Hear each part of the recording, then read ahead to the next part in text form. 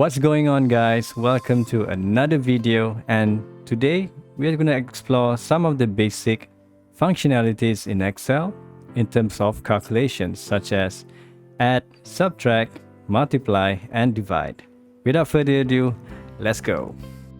So I have prepared a simple table in Excel and we will run through on how to do add, subtract, multiply and divide. Here we have two columns of numbers, which will then display its results in total. Let's start with add.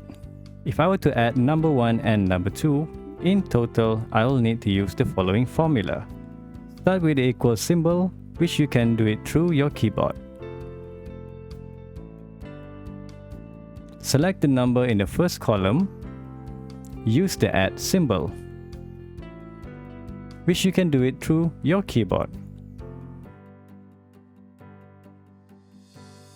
Next, select the number from the second column and press enter. Immediately you can see the results.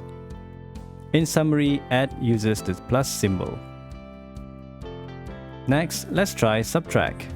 In other words, deduct. Same as before, select the number in column 1 and use the minus symbol, which you can do it through your keyboard.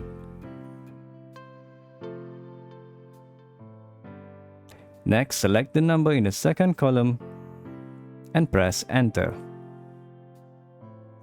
Results can be seen where 6 minus 4 equals to 2. Next will be multiply. Same as before, select the first column, use the star symbol, which you can do it through your keyboard. Select the second number and press enter. The final one would be divide. Indeed, it is similar to the rest. Let's select the first number and use the slash symbol, which you can do it through your keyboard as well.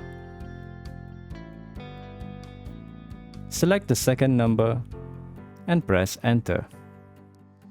And now you can see all the working function. From here on, feel free to try out on your own. So, I hope you enjoyed the video. Don't forget to like and subscribe. Your subscription helps me a lot to do more videos in the future.